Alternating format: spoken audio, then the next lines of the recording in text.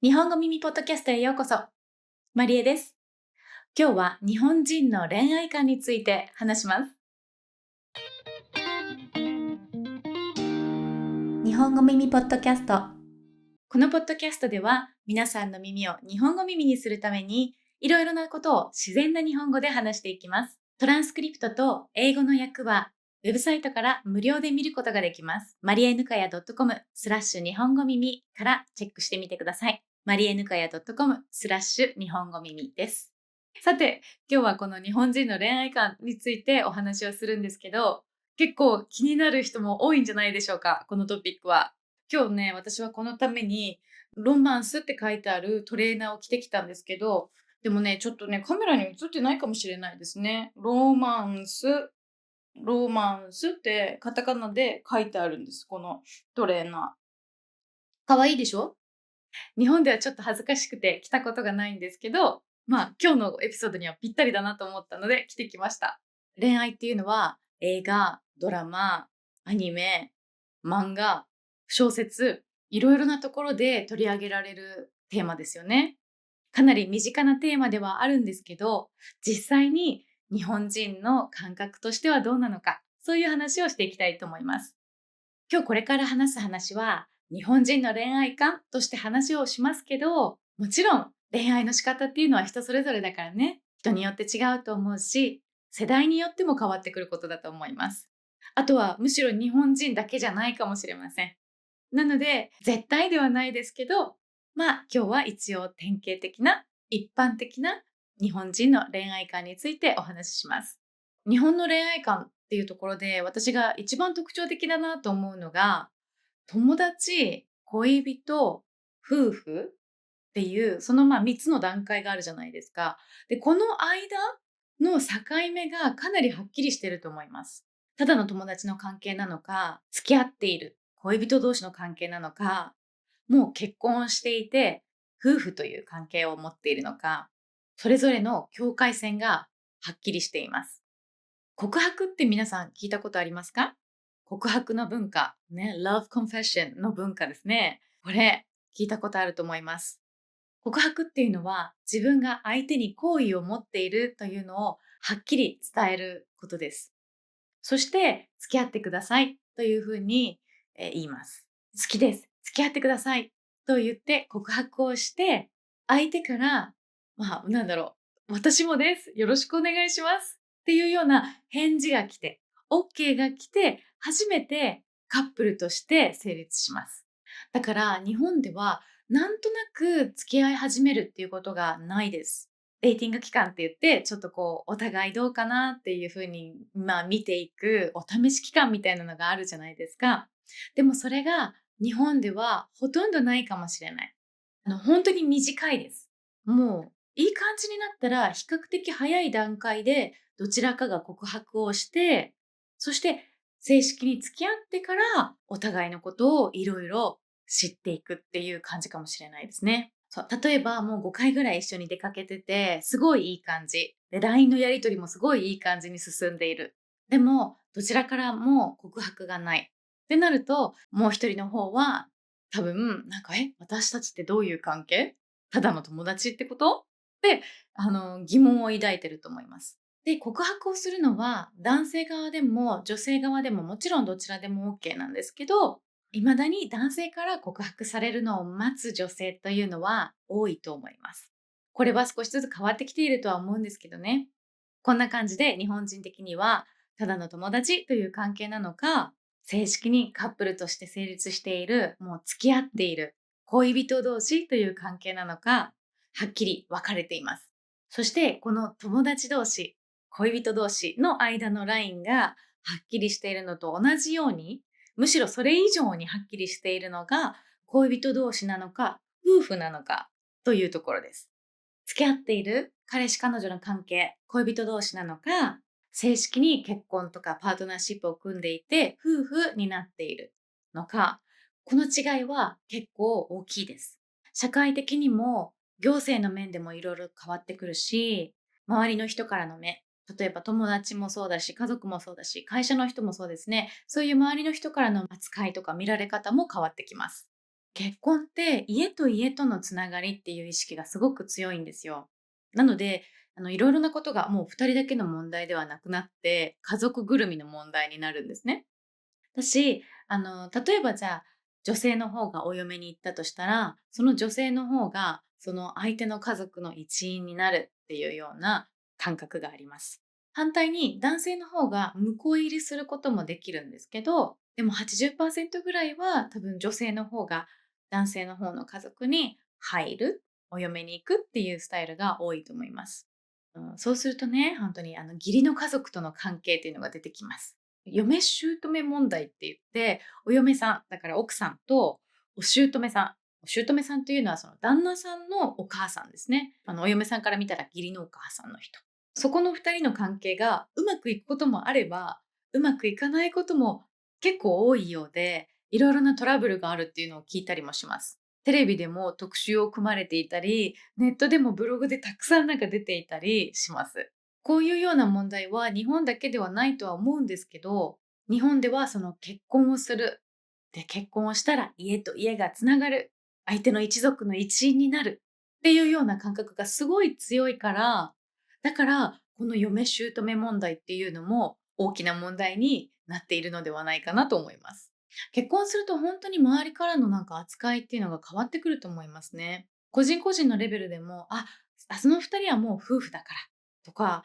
あそこはまあまだ彼彼だからね、どうなるかわかんないよね、みたいな、ちょっとよく考えてみたらバカバカしいんだけど、すごくなんか別のものとして捉えてる気がします。私はオランダに住んでいて、オランダに来てからびっくりしたことっていうのはたくさんあるんですけど、その中でも一つが、結婚していないカップルが多いっていうことですね。もう長い間何年も一緒にいて、一緒に家を買って住んでいて、子供もいて、だからもう本当に夫婦、家族みたいな生活をしているんだけど、正式には結婚は別にしていないというカップルに何組も会いました。これは私最初びっくりしました。やっぱり日本人としての感覚がすごく強いから、じゃあ夫婦みたいにもう家族みたいに生活してるんだけど、じゃあみんなそれぞれ名字って違うのかな、じゃあ子供は誰の名字使ってるんだろうとか、そういうことを考えてしまって、最初はちょっと理解するのが難しかったです。でもこれってお互いがすごく自立している関係の気がして、かっこいいなと思います。皆さんの国ではどうですか？結婚する人が多いですか？それとも結婚しない人が増えてきていますか？ここまで日本人の恋愛観として一番特徴的だと私が思うことをお話ししてきました。次に日本人との恋愛で他の国から来た人がちょっと戸惑いやすいポイントというのをお話ししたいと思います。皆さんどうですか？日本人と恋愛したことありますか？今現在進行形で日本人と恋愛してますか？これももちろんね、人によって違うし、カップルによって恋愛の仕方はいろいろだと思いますけど、これも一般的な話っていうのをしていきたいと思います。日本人との恋愛で戸惑いやすいポイント1は、曖昧なコミュニケーション。これは多分皆さん想像がついたんじゃないでしょうか。本音と建前とか言って、日本人は本当に思っていることと実際に言うことがちょっと違うっていうのがありますよね。昔はあんまりベラベラ何でも喋るっていうのは素敵じゃないと捉えられていたんですよね。プラス、周りとの輪を乱さないように自分の思っていることをあまり言わないっていうのも昔からある考え方ですね。これは恋愛関係だけじゃなくても見えてくることだと思うんですけど、やっぱりそういう風に恋愛関係になると、深いところまで見えてくるし、はっきり言ってくれないと困るよっていうこともいっぱい出てきますよね。例えば、相手が機嫌悪そうにしていて、どうしたの？なんかあったの？って言って。で、相手が、別になんでもない。って言ったら、それは問題ありっていう意味ですからね。はい。これは日本人だけじゃないような気がしますけどね。何でもないって言われたら何でもあるんですね。問題ありです。あとは、本当に分かりにくいのが、例えばじゃあね、LINE のメッセージか何かでデートに誘っていて、今週の週末韓国料理食べに行かない？って言って、で、相手からのメッセージで、いいねいいね、私韓国料理大好きなの、みたいになるじゃないですか。でも今週の週末はちょっと無理。ね。じゃあ来週はどう？って言うじゃないですか。そしたら、来週はでもちょっと仕事忙しいんだよね。でも今度タイミングあったらぜひ行こうみたいな感じで言われて、それって表現が曖昧すぎて、本当は行きたいんだけど行けないのか、本当は行きたくないけど断りにくいから、そういう風な言い方をして、曖昧にして濁しているのか、どっちなのかっていうのがわからないですよね。まあでも、これは私の個人の意見ですけど、本当に行きたくて、本当に行く気があって、ただ予定的に行けないだけだったら、多分その後別日提案してくるんじゃないかな。でもこれは日本人同士でもちょっと分かりにくくて、マインドゲームっぽくなってしまうことはあります。まあ恋の駆け引きとか言いますけどね。まあなんだろう、ちょっと空気を読むみたいなのが大切だったりしますよね。私自身、自分のことをはっきりしている人だと思っていたんですね、昔は。でも、日本人としてははっきりしている方だとは思うんですけど、オランダ人の夫と出会ってから、言いたいことをはっきり言え。そうじゃなきゃ全然わからない。で、もう何回言われたことかわかんないです。なので、私は自分のことをはっきりしている人だと思っていたし、日本人としてははっきりしている方かもしれないんですけど、でも、私の夫にとっては全然、はっきりしていない、曖昧すぎる表現を私はよくしているようです。でもさ、例えばなんか今日の夜何食べたいって言われて、何でもいいよって言うでしょ。で、何でもいいよって言ってる時は本当に何でもいいって思ってるんですよね。それで、じゃあピザはどうとか言われて、そうするとなんか、ピザはさ、ちょっと昨日もなんかあんまりヘルシーじゃないもの食べちゃったから、今日はピザやめようよ。もうちょっとなんかヘルシーなものにしようよ。とかね。何が食べたいって最初に聞かれた時は本当に何でもいいって思ってるんだけどね。その後提案されて気づくことも多かったりします。このはっきり言わないっていうところからちょっとつながって、日本人の愛情表現がちょっと分かりにくい。日本人の愛情表現が少ないと感じる。というのもよく言われてますね。まず、愛してるって言葉はあんまり使わないし、好きだよっていうのも確かにあまり言わないかもしれないですね。公共の場であんまりベタベタするのも好まれてないですね。恥ずかしいと思っている人もいるし、すごくイチャイチャしているカップルを見て、それを迷惑って感じる人もいます。個人的には愛情表現ってもっとしていいものだと思っているし、日本の社会の中でもちょっとずつもしかしたら変わってきているかもしれないんですけど、でもやっぱりまだまだ人前ではあんまりベタベタしないっていうのが暗黙のルールになってますね。で、2人だけの時でも愛情表現あんまり多くないかもしれません。好きですっていうのちょっと恥ずかしかったりとか、もうあなたと一緒に付き合ってるんだから好きっていうのは分かってるでしょぐらいの気持ちかもしれません。好きだよ好きだよっていうよりも、もうご飯食べたっていうのが好きだよの裏返しかもしれません。日本人と恋愛をする上で戸惑いがちなポイント2つ目、仕事優先のライフスタイル。そうですね、これもありますね。やっぱり日本の社会では仕事というのがすごく大切なもので、優先順位が結構高いと思います。よく知られていることですけど、残業をたくさんする人がすごく多いし、あとは例えば上司から仕事の後になんか飲みに誘われたから断れなくて行くっていうことも多いし、なので予定も結構仕事だから行けないとか仕事だからキャンセルっていうことが多いですね。ちょっと仕事ばっかり優先して、じゃあ私って何なのって感じてしまうことがあるかもしれません。日本では本当に仕事してなんぼみたいなとこがありますから、本当仕事に対する責任感っていうのがすごく強いし、仕事っていうものが占めている人生の中の割合っていうのがかなり多いです。そこはそうね、多分本当に日本人との恋愛をしている上で難しいと感じる人が多いんじゃないでしょうか。最後に3つ目。昔ながらのジェンダー感。日本での男はこうあるべきだ、女はこうあるべきだっていう考え方は、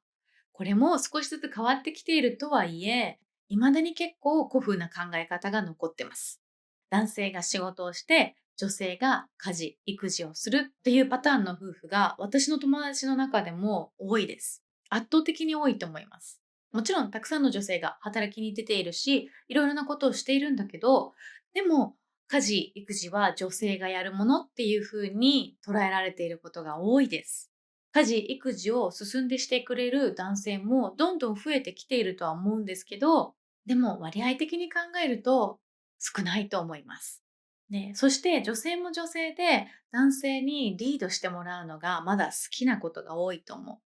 う。例えばデートに行って男性の方がおごってくれなかったら、なんか、あいつおごってくれなかったんだけどっていうような会話をその後自分の友達としている可能性が高いです。なのでこのジェンダー感っていうのは男性側からだけではなくて女性側からも男性ってリードするべきだっていうような考え方がある。告白の話で今さっきちょっとしましたけど、告白も男性側から告白されるのを待っている女性が多い。プロポーズも男性からプロポーズをされることを待っている女性が多いです。もちろん男性からしなきゃいけないっていうわけじゃないし、女性から告白をしたり、女性からプロポーズをしたりっていうことももちろんあります。ただ割合で考えると半分以上の女性は男性からそういうことをしてもらうのを待っていると思います。もちろん何回も言いますけど、人によって違うし、カップルによって違うし、カップルの形というのも様々なものになってきていますね。男女のカップルもいるし、同性のカップルもいるし、男性が主婦をしている家庭もあるし、夫婦が別拠点で生活している場合もあるし、本当にいろいろな形があるし、いろいろな形があった方がいいと思うし、それに伴って人の考え方が少しずつ変わってきているっていうのはすごく私はいいことだと思います。ただ現実問題、今もまだその古臭い考え方っていうのは消えてません。皆さんの国ではどうですか？日本と似ている部分がありますか？それとも全然違いますか？皆さんのコメントをお待ちしています。日本語耳は YouTube、Spotify、Apple Podcast で見たり聞いたりすることができます。Instagram もあります。